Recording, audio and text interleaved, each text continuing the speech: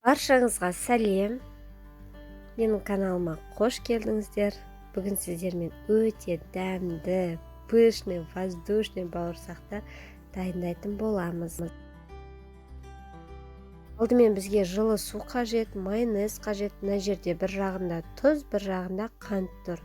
Дрожжи, сұйық май және жұмыртқа қажет.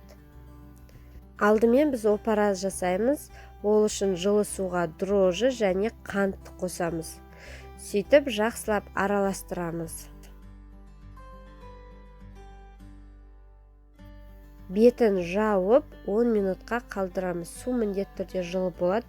Міне осылай болып көтеріледі, қыздар, көтерілу керек. Одан бөлек жылы суға жаңағы дайын болған опараны қосып, оның үстіне қалған заттарды ретімен қосып шығамыз. Тұз, сұйық май, жұмыртқа және майонезді қосып араластырамыз.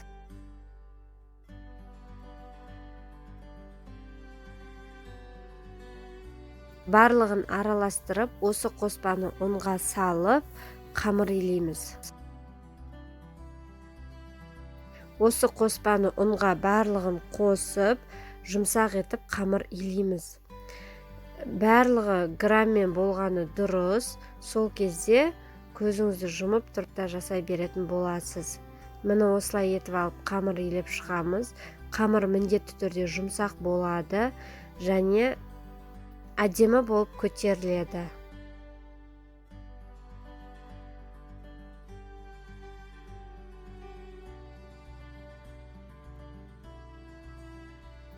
Міне осындай қамыр болып шықты. Бізде әбден иін қандырып, 40-45 минутқа бетін жауып, тұндыруға қоямыз. Сол кезде қамырымыз көтерілетін болады.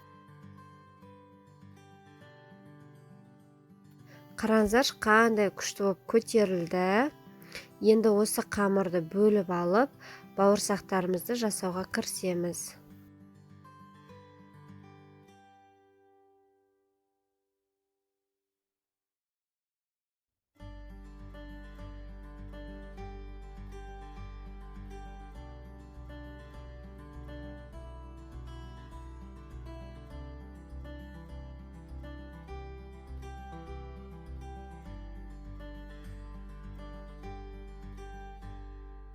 Қамырды жайып аламыз. 1 сантиметрден төмен болмауы қажет, яғни жұқа болмауы қажет. Дөңгелек етіп кесетін менде форма жоқ, сол себепті осындай обычный кружканы пайдаланатын боламын.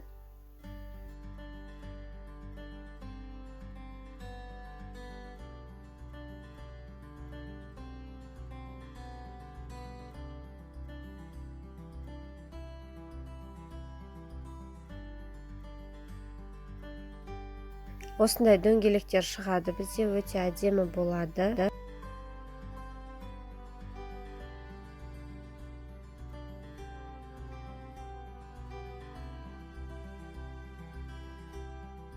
Енді осы шыққан бауырсақтарымызды 5 минутқа тұндыруға қалдырамыз. 5 минутқа. Оға дейін майымызды газға қойып қыздыра береміз. Мінекей майымыз қызды. Бауырсақтарды ретімен салып пісіріп аламыз.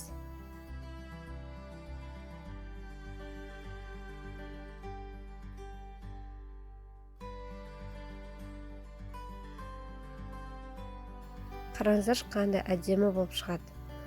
Воздушный, прям жегенде де күшті болып шығады дәмі.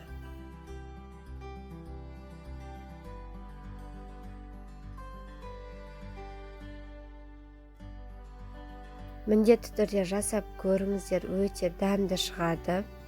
Сіздермен болған Айжан Ерболатқызы. Менің каналыма тіркеліп, және де басқа да видеоларымды көре отырыңыздар.